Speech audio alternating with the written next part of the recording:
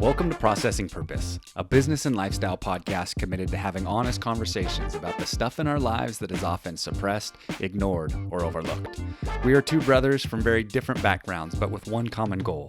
From entrepreneurship to relationships, from hobbies to house projects, nothing is off limits as we process becoming the best version of ourselves in business and life.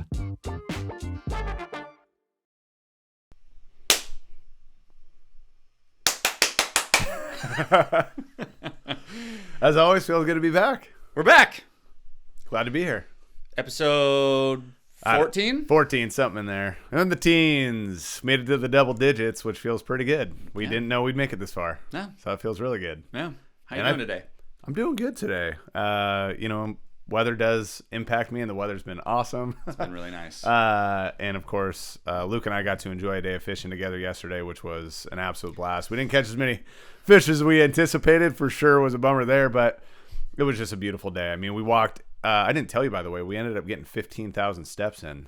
That's pretty good. And those are not just like walking across down the sidewalk steps. Those are like in river steps. Yes. Much tougher. I would say, wouldn't you say it counts as like 20,000, maybe 30? It might be double. I feel like every step I take an extra step anyways, just to keep from falling over in the river. Yeah. And then not only that, but all the cobble, just balancing on the cobble. I swear it's like double effort just trying to get around on uneven surfaces and things like that. But we had a day. I loved every single minute of it. It was just light breeze, 77 degrees. We're walking through the woods, through nature.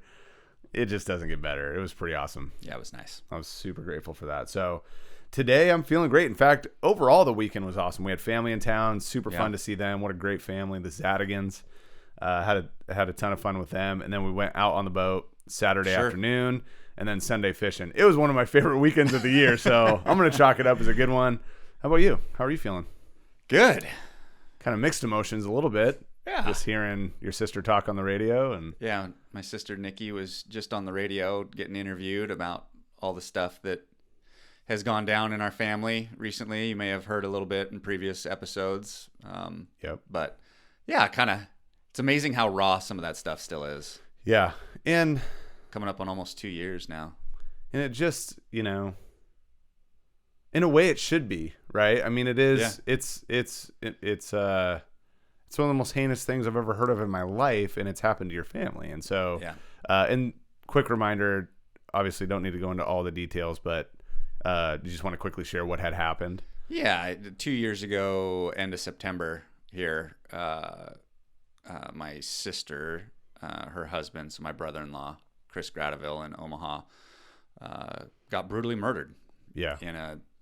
No reason in for an it. Ugly, ugly way. Not that there's a less ugly way to get murdered, but right. So it's been quite the ordeal. Yeah.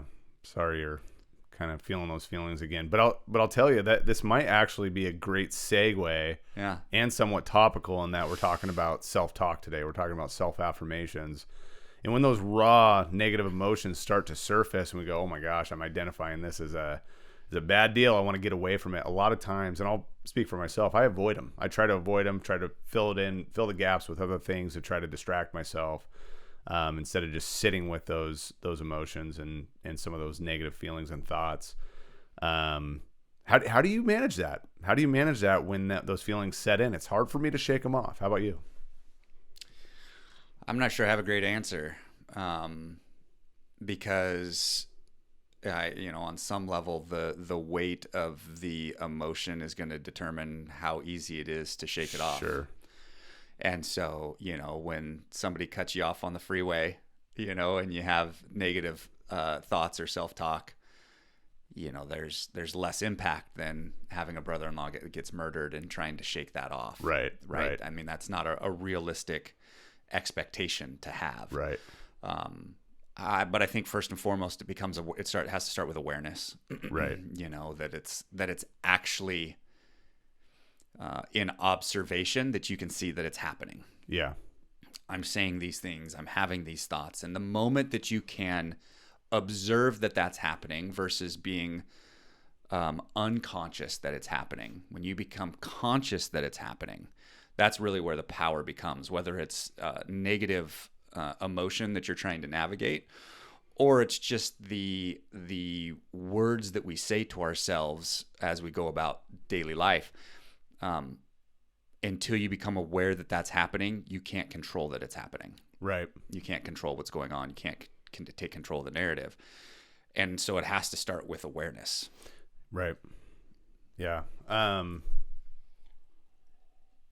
Yeah. My emotional state can jumpstart my thoughts and my self-talk. Right. And I've learned how to coach myself through some of the things that come up, conflict, things like that. But there are some deeper rooted issues that I'm still learning to overcome, things that have happened in my childhood, whatever. I think that's true for all of us.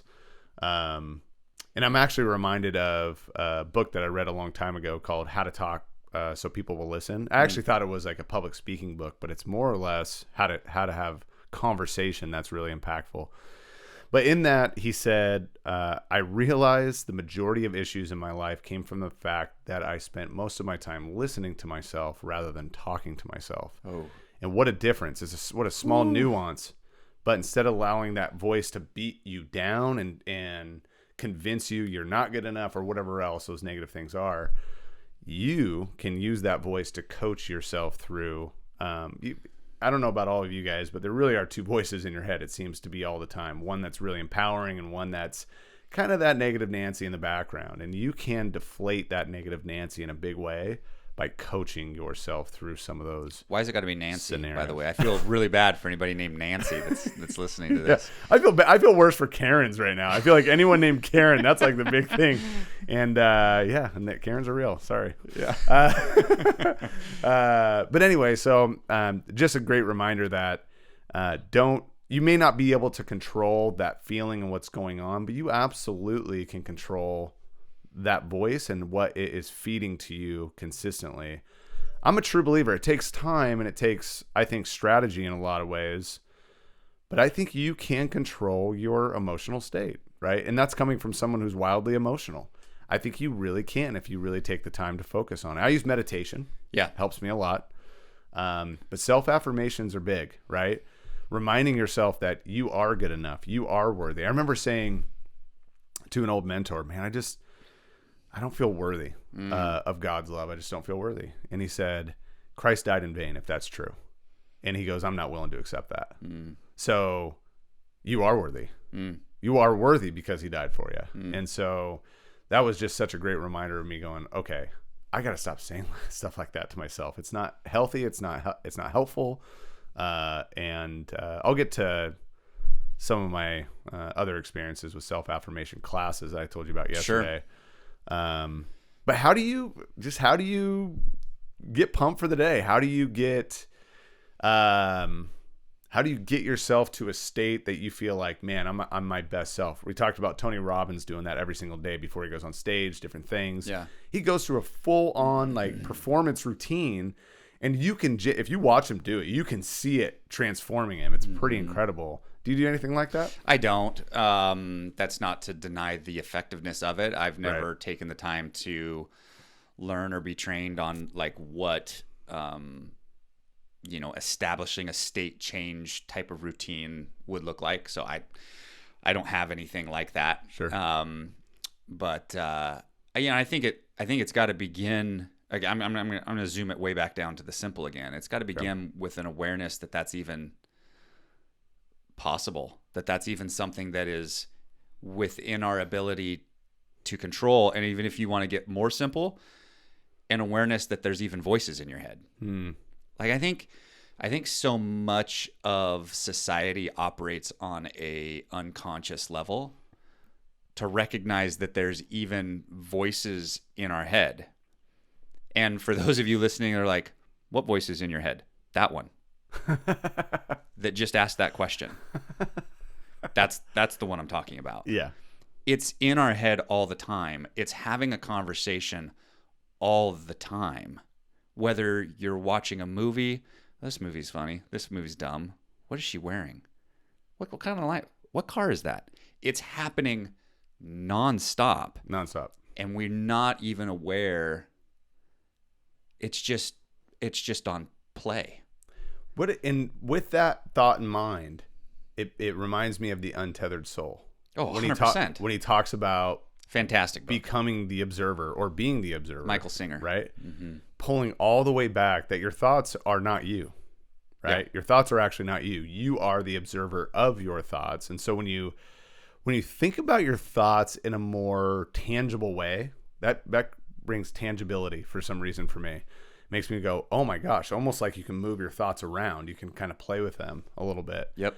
I haven't mastered that concept, but I'd say I was blown away by it. I thought, and that's a Buddhist philosophy too, right? That you are the observer, that the mind's eye, kind of sees all. It's a spiritual religion philosophy. I mean, yeah, that's whether true. It's Buddhism or the Bible. I mean, I can't count how many times the Bible talks about the power of the spoken word. Right. Right. I mean, the word says the power of life and death is in the tongue. Right. Here's a question. What if you heard your children, and this is another cool segue because you've been having a lot of conversations with your son. What if you heard your children talk to themselves the way you talk to yourself? You know what's beautiful about children is that they do talk to themselves the way that you hear it. Because there's not a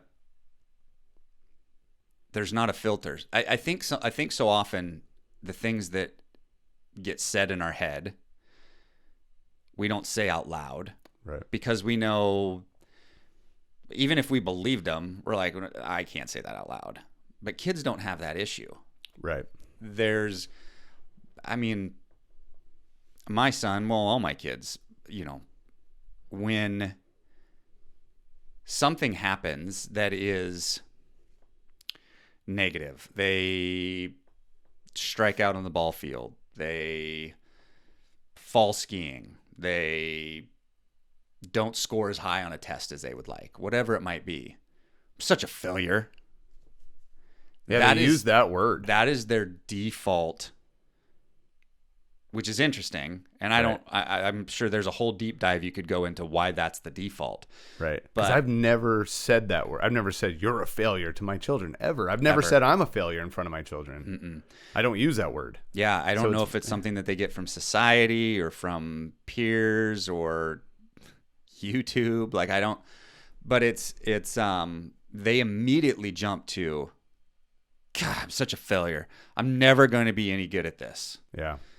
And speaking in absolutes is awful, at least when it has to do with the negative end of it. Yep. Because it forms belief, and belief is the strongest thing in the world. I don't think there's a stronger thing than belief. I mean, those that say they can and those that say they can't are both right. They're both right. 100% they are. Yeah. And so I've been trying to teach my kids on how to control the words that come out of their mouth and the narrative that's going on in their head.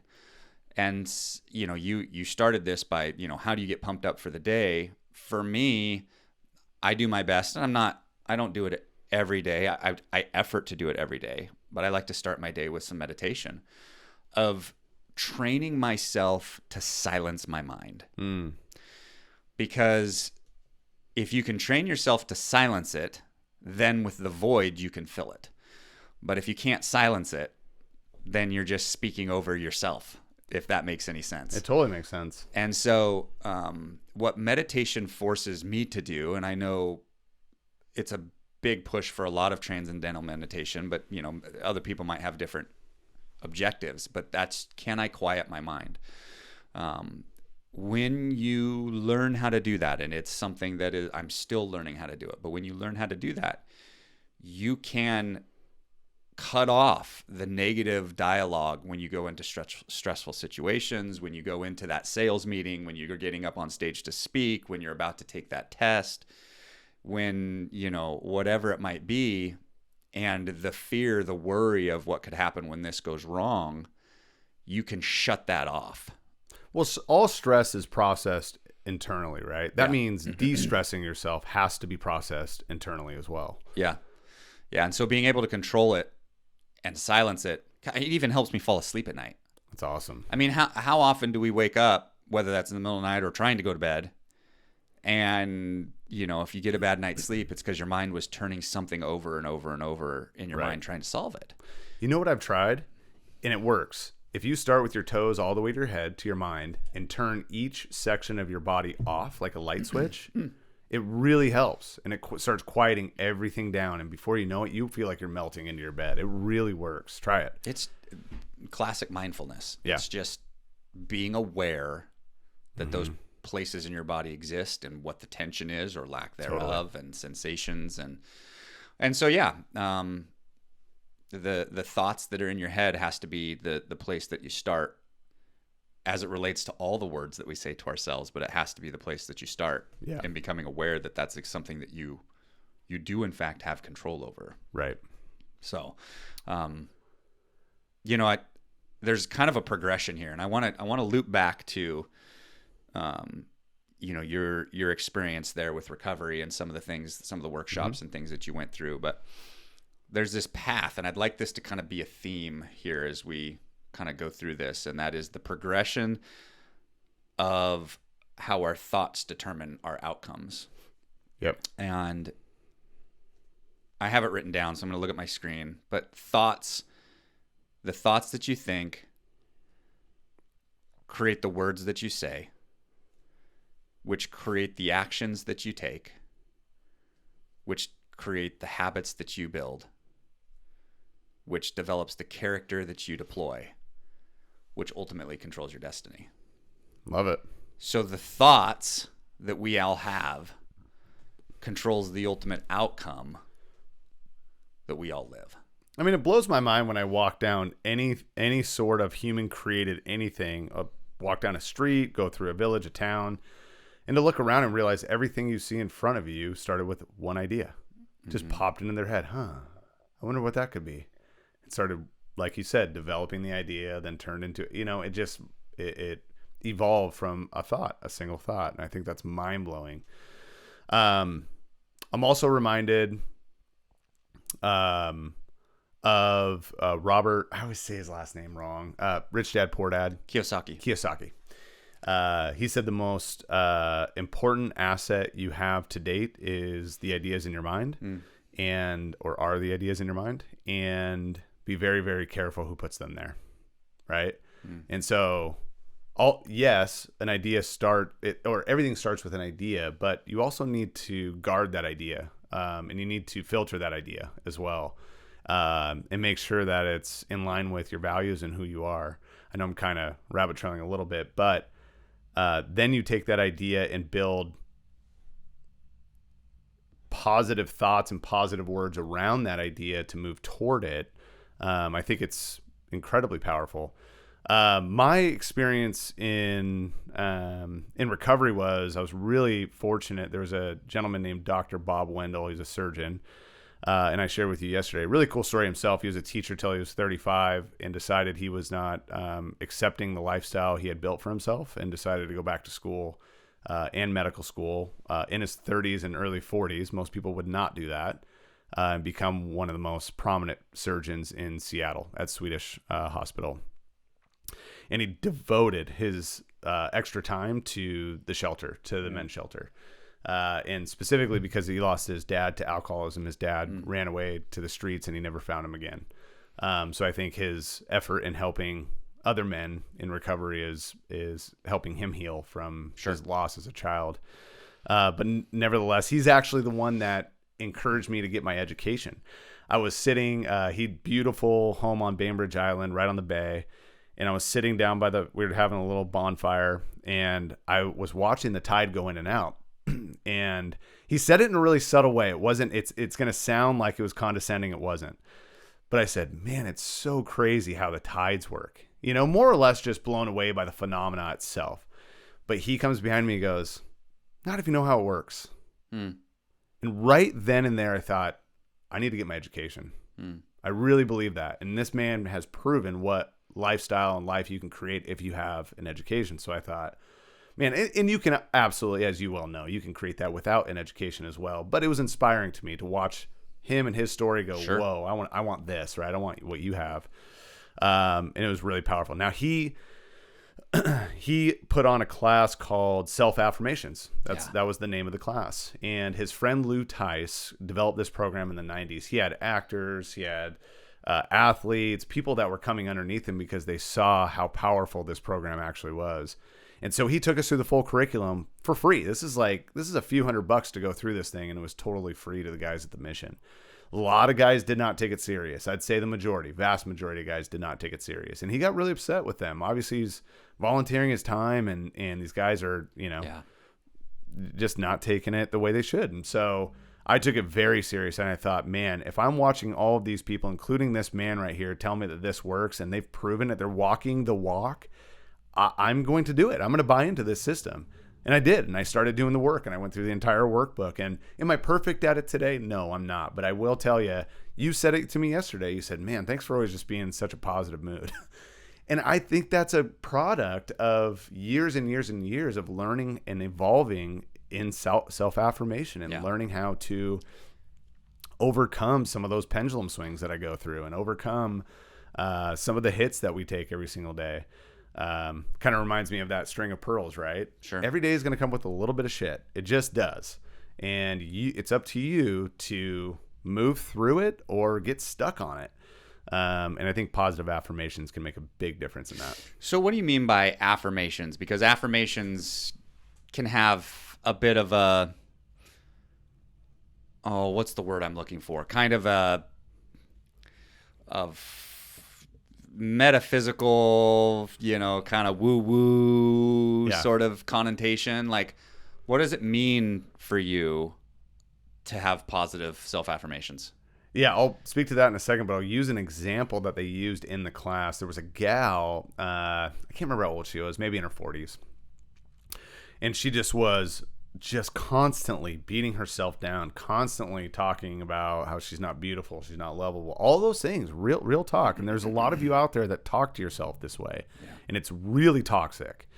And so she got to the point where it was awesome. She decided, or she was challenged to look into the mirror every single day, dead in her eyes, and say, I love you.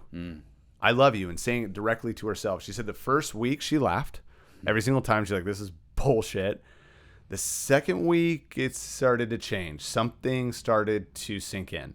The third week, she started to believe it. And the fourth week, she accepted it as her truth. And I'm telling you what, I only saw her after the fact, but this gal radiated everywhere she went. I mean, I don't know if you can see, I got goosebumps. I'm telling you. I watched this lady really transform herself by 3 simple words, by looking herself in the mirror every day and saying it to herself for 30 days. Yeah. You can do that. That's a simple thing you can do. You may laugh the first week. Fine. Keep doing it. Keep doing it. Keep doing it. Every morning, look at yourself and tell yourself, I love you. Yeah. And you will believe it eventually. Yeah. And that's really important. I'm not saying you have to be in love with yourself. Don't be infatuated with yourself, right? There's a lot to be said about humility. But it is important you learn to love who you are and love who you were created to be. You are designed exactly the way you're supposed to be designed. And there's no other version of you. Oprah says it perfect. There's no one that can do Oprah better than Oprah. Yeah. And there's nobody that can do Luke better than Luke. Yeah. That's just the truth. And so Luke and I are always aiming to be the best version of ourselves. So that's a good example of what self-affirmations can really look like and how it can transform your life. For me, I think the best way to generalize it, just so we can move along, is talking to myself in a way that does not allow me to stay stuck in a position or a situation or a negative thought, right? Go down that lane. Give me an example of what you mean by that. Yeah, I still have them. I'll get frustrated, and a lot of times my negative talk will turn into victim type talk, right? Of, oh, this is happening to me and they're screwing me and they don't care about me, those sorts of things. But I'll quickly try to pan out almost like the observer. I'm not quite there yet, but I can kind of go bird's eye view a little bit and go, okay, what's really happening here? And then also reminding myself that emotions dissolve, like these feelings dissolve. I will not always feel like this. And as time goes on and as I come out of that state, I realize my perspective was very distorted. Yeah. Right. Very distorted by just not feeling good. And the 3 things to check into for all of us, I think, when we're starting to feel those feelings and have negative thoughts, is 4 things. I call it HALT: hungry, angry, lonely, or tired. Yep. Those 4 things. If you're hungry, check into that first. Once in a while, you just get a little piece of food and you're like, I'm good. I don't know what I was doing. Yeah. But it's almost like a hypoglycemia or hyperglycemia thing. And then angry, of course. Like if you're mad about something, man, go take a break. Take a break. Let those feelings dissolve. They will dissolve. When you're in a negative emotional state, how often do you feel like you're never going to get out of it? You're like, I'm stuck here forever. I'm always going to feel like this. Yeah. Not true. It's going to go away very quickly, but just sit with it for a minute. You're going to be okay. Lonely, go socialize. Socializing, we talked about that in the past, right? Sitting with someone for lunch who's mundane, you have no interest in, is more important than having lunch by yourself. You need to socialize. You need to be around other people. It's super important. Don't convince yourself otherwise. You need other people in your life. And then tired, right? Like a lot, I would say the majority, 80% of the time I'm in a funk, I'm tired. Yeah. I'm just tired. Yeah. And I need to go lay down and take a nap or get good rest, or I haven't slept good in a couple weeks and it's catching up to me and I'm snapping at everybody and everything feels like, total, on edge is kind of a loose term, but everything feels like it's just teetering all the time. That's a distortion of the truth. Yeah. Yeah. Yeah, it's all of that is so good, and the affirmations is something that I have deployed at various times in my life as well to accomplish specific things. Typically, whether that's a new character or personality deployment that I want to give to the world or for myself, whether that's goals that I want to reach. It does feel weird. It does. I would encourage you to not just, in the example that you gave, it was 3 words, right? I love you. But I would write them down. Sure. I would put them on, note cards. I would put them in several different places. And every time I pass it, I would pick it up and read it. You used to have that. I feel like on your desk, you used to have like little quotes and sayings and things all over your computer and stuff. Well, I do still to some regard. The main one that continues to be on my monitor here is surrender it all. Yeah. Remember the one from Rob Bell? Remember he said the universe was made for you and you were made from the dust. Yep. There's such an awesome balance between those 2 concepts for me. I love it. Yeah. Yeah. Yeah. And so and be specific. Sure. If you want a specific result, use specific words. Right. And go through the motions. Yep. It's not going to feel normal, but your input will determine your output. Yeah. And if you can control the input, again, I know we've said this several times, you have to first become aware that it's even happening. Right. That you're not speaking to yourself well. And this is simple things like, I'm so dumb. Because you left your car unlocked. Because you left your keys, your sunglasses. You can't find your license. Right. And you say little things like that as like, why do I always lose stuff? Really? You always lose stuff? Well, you're going to continue to lose stuff if that's the way you're speaking to yourself. Absolutely. You have to change the words that are coming out of your mouth, right, and the words that are in your head. And the only way that you change the words that are in your head is first to become aware of it, and second, to change the words that are coming out of your mouth, because you can control those. And you have to be able to recognize and then deploy. And that doesn't mean necessarily that you're going to get it right every time. But when you lose something and you're like, God, I'm always losing things, you go, I can't say that. And you have to stop and go, that's not like me.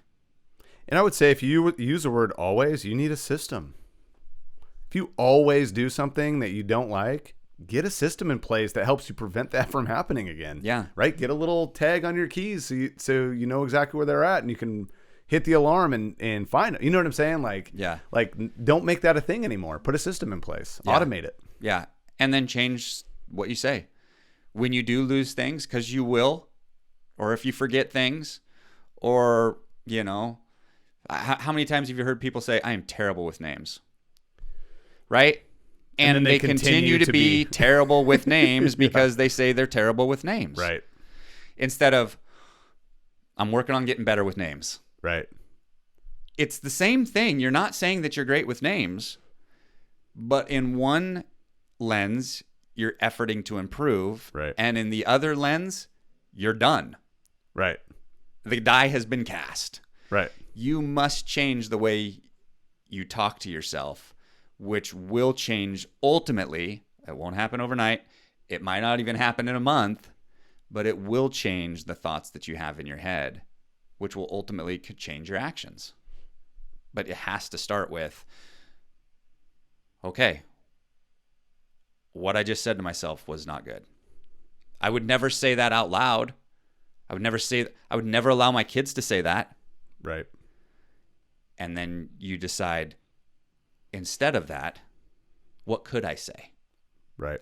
And then you speak what you want, not what you have. Right. Yeah. We're so guilty of speaking what we have. What do you think 55-year-old Luke would say to Luke today? Just in those same terms, like looking through the lens of your life and going, I feel like the 55-year-old Gavin would look at me and go, take a breath, man. Like, you're going to be all right. Right? Any stress, any fear, anything else that comes with life and the pursuit of it, I feel like the wiser part of me is going to tell me, you're going to do just fine, man. Well, I think that's a trick question, because I think that our projection of what that 55-year-old self of us would say is a reflection of what we're wanting to hear now. Sure. And so, or maybe what we're needing to hear, what we're needing to hear, right? So I think mine would say, "Well done." Hey, but, I think so too. Yeah, because I'm hard on myself. Well, by the way, I just want to make this statement, and I'm really proud of us. I said this to Brooke. We are the only ones that I'm aware of in our circle, in our group, in our friend group, and this goes, and for Brooke and I, it goes on, in her group of friends as well. We're the only ones that have ventured out on our own as entrepreneurs and made it and created a lifestyle we're really proud of. And that's pretty incredible, man. You should be very proud of who you are and what you've accomplished. So I will say, well done. Yeah. I'm proud of who we are. I'm proud of the family we've become and what we're showing our kids and what's possible. And to your point from a couple years back, it makes all the difference. Yeah. Having them watch us build what we want to build and create a lifestyle that's worth living, incredibly powerful for our kids to watch that happen. Do you think that you truly can control, and I guess this is the crux of this whole conversation, so it's a bit rhetorical, but I want to hear your thoughts on it. Because I can hear myself asking it. I can hear other people asking it. Can you really control the outcomes of your life with the words that you say?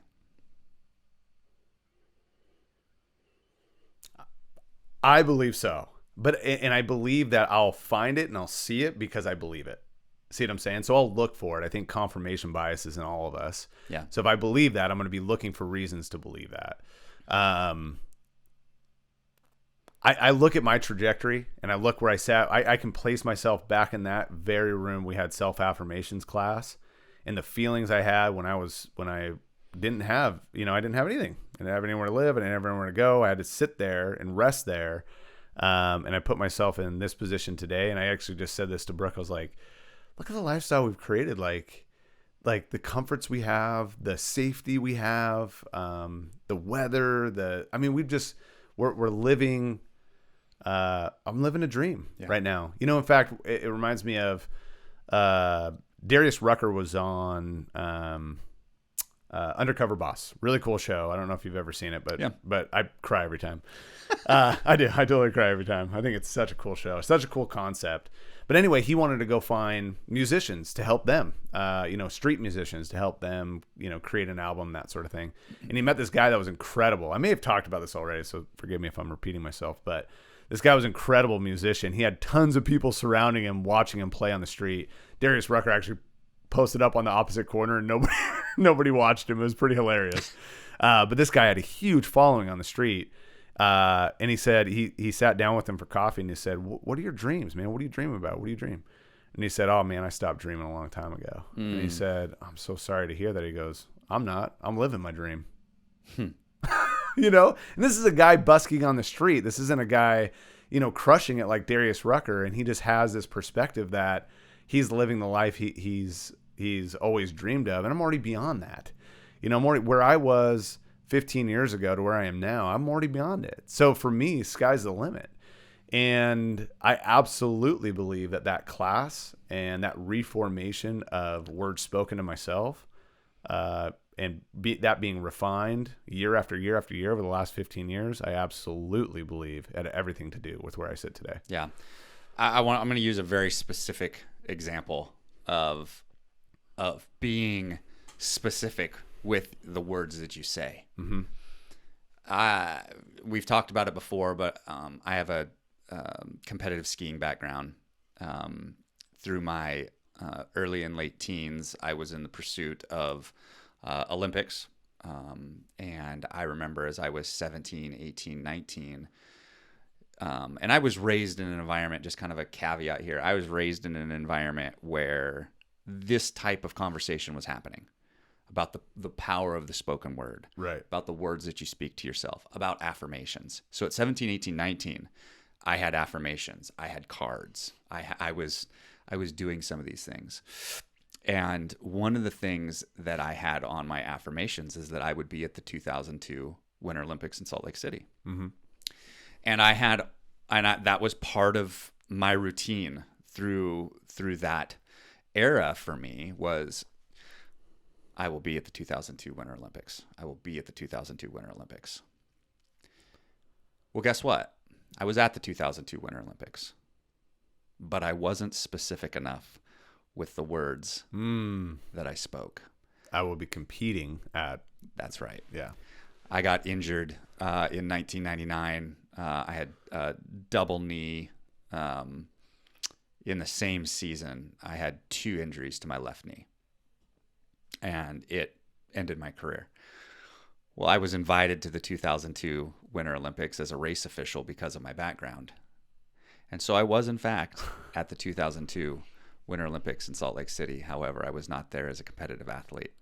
Now, would that have changed if I had changed the words that I spoke?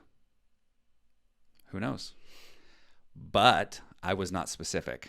And that probably really kind of designed a need for specificity in your life. After that, you're probably like, oh my gosh, I'm going to be so specific now. Yeah, you don't recognize it until you're, a ways past that, and you're like, wow, I got exactly what I spoke. Right. I got exactly what I spoke. I see this so often when kids are getting sick. And in our own communities, when they're around, that every time my kids get sick, I get sick. I refuse. You will never, ever hear me say that. You will never, ever hear me go, well, I guess I'm going to get this too. Ever, ever. And what's weird is it's a phrase you just borrow too. It's not even like something you think on your own. You just heard somebody else say it, so then you adopt it. Don't adopt it. Yeah.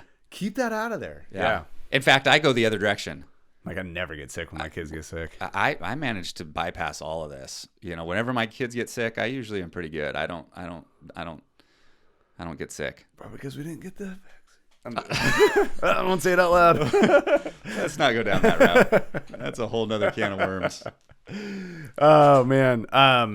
That's really interesting. Specificity. And I would say too, if you've ever asked yourself the question, I wonder what it would be like if I actually tried, right? I'll bet you there's some of you out there that feel like you're still experiencing success and you're not even really trying that hard, right? For whatever reason. Sure. My guess is that you are trying, and I think you are putting in a lot of effort, but to Luke's point, I think you're not clear on what you actually want. Yeah. When you get clear, you get so much more motivated toward that thing. And so if you feel like you're not trying, just get more clear. Yeah, and then give yourself some grace because it's going to take some training. Yes, it will not feel natural at first. It doesn't feel natural. It feels actually really goofy. It does. And you feel a lot like, I should just stop because I don't want to feel I hope goofy. Nobody's watching me do this because this is weird. Did you know, this side note, did you know that your ear actually hears the words that come out of your mouth differently than the words that somebody else says to you? Your brain processes it differently. I know you can hear your voice differently than you can on recording. Does everyone sound more nasally than I don't know, but everybody sounds different. Yeah, you do sound different. But that's interesting. You're saying your brain registers the meaning of what you're saying differently than if someone says it to you. It's a different part of your ear that hears it. And it's processed differently in your head. Your inner ear hears the words that come out of your own mouth. And that means something, because it means that what you're saying to yourself is different than what everybody else is saying. Right. And it matters. It matters. Your brain processes those things differently. It takes on identity based on what it is that you say to yourself. Somebody else can't give you your identity. You give you your identity. Now, you may allow that person to give you identity, but no one else can give you identity. No. You either allow it or you create it. Right. And we can create identity by the words that we speak, but it's going to take training. And we can make shifts. We can make shifts in all these areas by changing the way our brain processes who we are and how we feel about ourselves. Right. By the words that we say repeatedly over and over and over and over. Right. I have another quote down here. Muhammad Ali said, "It's repetition of affirmation that leads to belief. And once that belief becomes a deep conviction, things begin to happen." Wow. Boy, that's, he's a tough one for me because he's so arrogant. He's hugely. And no one's going to deny his success and just who he was as a human being and what he proved is possible, right? I mean, especially through those words alone, he really created himself, in my opinion. He really did, and he believed he could, and he did. Everywhere he went, he entered a room, the champ is here. I mean, he spoke. He destroyed competition with spoken word. Trump learned everything from Ali. let's be honest, right? Hyperbole's everywhere. But he's a great example of what can be created if you speak to yourself in a way that is empowering to you. And I don't know why I had this thought, and I just want to ask the question: Do you believe we all? Do you believe we all have our genius within us that is already exposed, or do you believe there is hidden genius within us that has not been exposed yet? And the reason I say that is because it makes me wonder sometimes if that voice, that pestery voice at times, just has a genius that has not been released yet. I know that's an interesting concept, but I wonder if there's something to that. Well, I mean, I think that there's genius in all of us that's yet to be exposed. Yeah. I think very few of us actually know what that is and can live in that truth. Right. Yeah. I can the voice in your head be insight into it? I mean, I'm sure there's some sort of psychological thread in there of some kind. Sure. I'm not sure. I might have to take a little bit longer than being put on the spot to answer. Probably got a little too deep with that one. Answer the question, but. Here's another question too, along the lines of just overall stress. Stress in general can impact and affect how we feel about ourselves, our days, how we function. So you can check into those 4 things I talked about: hungry, angry, lonely, tired. But I do wonder if some of those stresses, I'm just talking to myself right now, can I look at what's creating stress for me? And a lot of those are just every week to-dos, right? That are just, got to do them. I don't want to do them. Got to do them. Mowing the lawn, taking the garbage, all those things. But have I done anything to automate my life around those things? And I've done very little. I'm just recognizing that right now. And I'm realizing, I wonder if we can remove some of that stress that creates that state, that state of being, just by simply automating things around us. I wonder if that can help with getting back to affirming yourself in a way that's really helpful and really. Well, I think the answer is certainly, and I laugh only because I think the answer is absolutely not in other areas. Can I automate my kids? Can someone else handle my kids so that they're not stressing me out? Kardashians figured it out. I mean, are you saying I'm not on the same level as the Kardashians? What have I been doing this whole time? I'm just kidding. No, I see what you mean, though. There's certain stressors. There's certain things that you can and certain things that you can't. So mastering through stress is more important than trying to eliminate it. Yeah, I think if you can eliminate it, certainly. Like, sure. Shame on you. That's not you, but in general, anybody who's navigating a stressful situation in which they never had to or could eliminate. Like, right. Become aware that that's something that you can change. And that includes jobs. That includes neighbors. That includes, you can control all that stuff by moving and changing jobs and doing things if it's really that big of a deal. Right. But there's some things that you just can't, and you need to learn how to process that. You're not going to, give your kids up for adoption or send them off to boarding school. And some people do, and they avoid it. Right. Right. That's the truth. I guess you could. But I'm not sure that's the healthiest thing. Sure. In all situations, to automate to avoid as much as it is to process to overcome. It does make me wonder, though, how many people are prohibit themselves from moving forward in any direction they want to go because they simply believe they are stuck in their circumstances when they actually aren't. Belief is huge. So then how do you break through some of those limiting beliefs that might have somebody go, I can't change this about my circumstances. I am going to be stressed out about this my entire life. And me and you are looking in going, no, wait, you can change all of those things by making incremental, decisions here and there to grow in different ways. But how do you change someone's belief? How do you, right? Positive affirmations are one thing, but belief's another thing, right? Belief's almost like so many deep-rooted affirmations that you can't snap out of it. So how do you discern between the two? Yeah. I think 3 things popped into my head. One is the awareness that it's happening. Yep. And I know I keep beating that drum, but we live unconsciously as a society. I don't argue it at all. Becoming aware that this is happening, that this is a stress, that this is a belief, that it exists. 2, speaking the change. Okay. Being specific about speaking the change. You say it enough, you believe it. Right. If you said to yourself, I am good looking enough, you would believe that, Gavin. Going back to what you said. That totally flew over. You just went down. I did. I took that shot in the face without even feeling it right there. Okay, keep going. And then you had a thought there too. And then the third thing is association.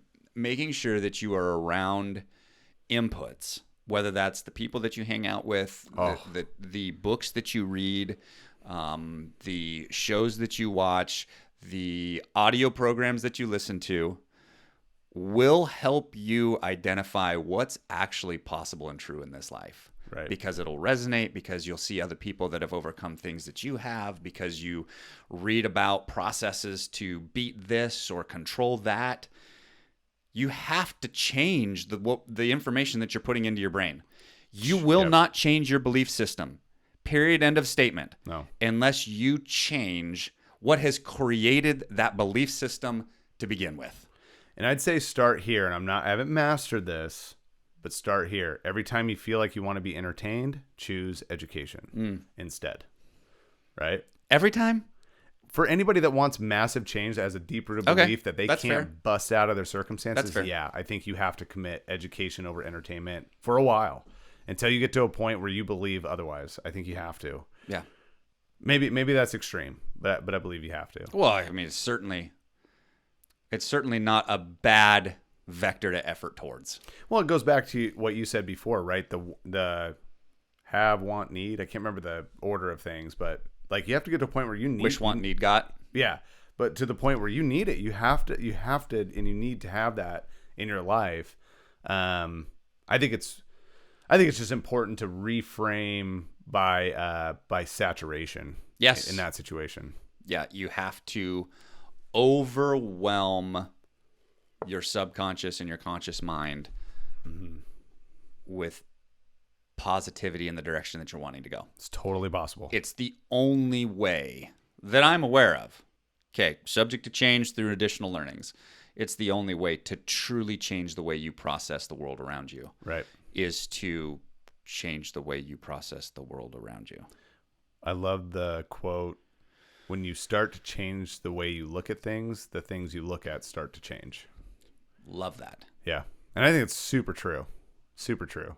Man, this has been a really good topic. I've really enjoyed this. I felt like some of the moments flowed, and some of it was like, okay, what do I need to say next? I never know until we go back and listen to this how these things turn out. But no, but it's good because we always want you to feel and know that this is all just naturally flowing from us and our experiences, and our limited wisdom and those sorts of things. So of course, take things with a grain of salt. Go find your own truth and your own, find your own ambition within what we're saying. But the truth is it's your journey. You've got to filter through these things and make the best out of it. But hopefully what we're saying is helpful to you. Hopefully you grabbed a couple nuggets to take with you.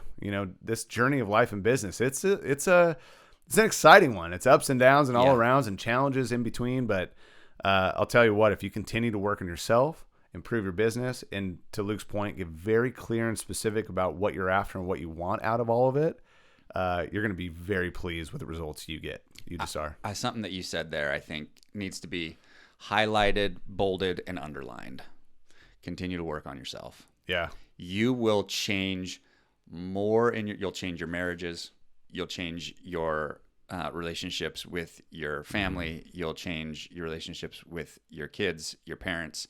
You'll change your business. You'll change your job. You'll change the world. Yeah. If you will effort to work on yourself. So imagine, Martin Luther King said it, but imagine if every person on earth was the best version of himself. Imagine if a garbage man coming down the street was whistling, tossing garbage in the thing, kicking the bucket, having fun, high-fiving everybody. And we all felt that way about what we did every single day. Just imagine what we'd accomplish. Well, we all know that feeling when we're around somebody. You're that way for me. And I mentioned that to you yesterday. Like, you ooze positive juice everywhere you go. And I love it. I think that's one of the reasons why I'm so connected with you and you mentioned this yesterday, is that we both balance each other out really well. But I can be too serious and be too realistic or too pragmatic, whatever it might be.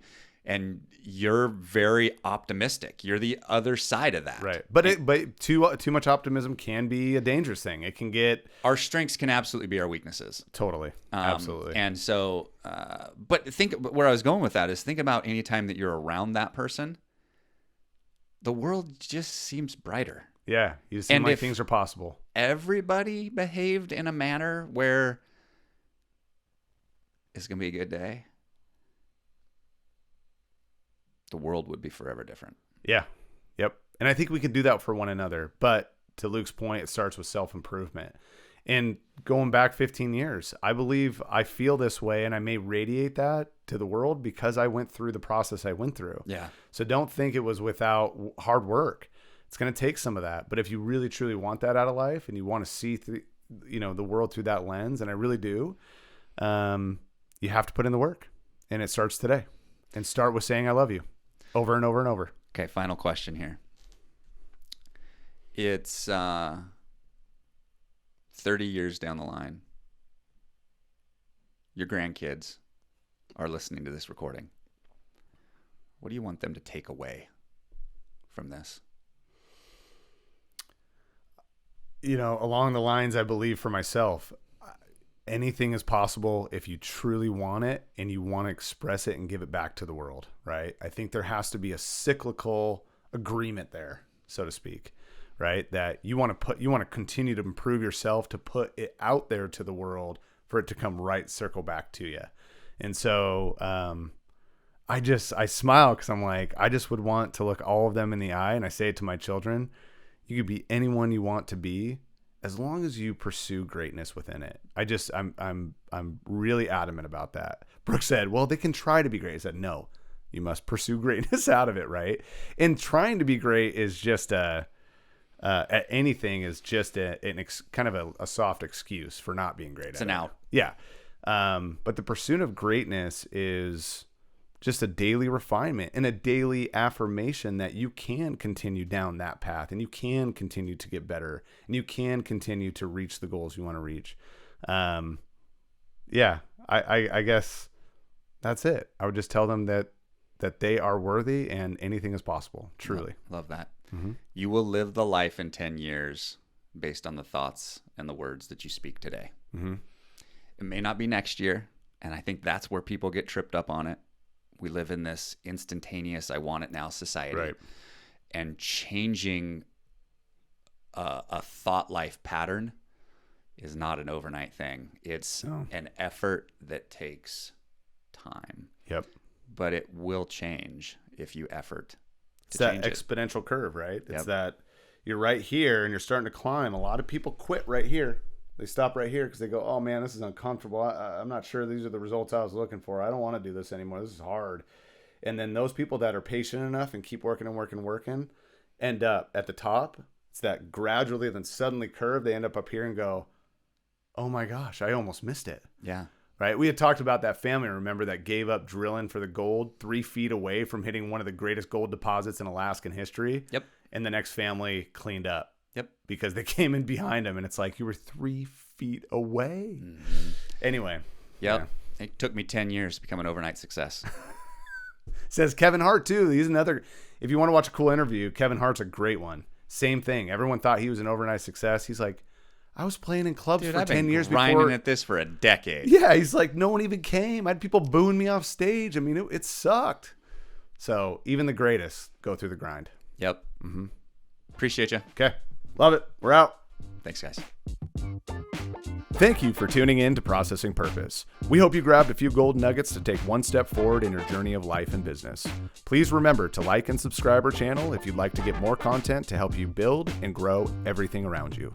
Make today your best day. Today is day one.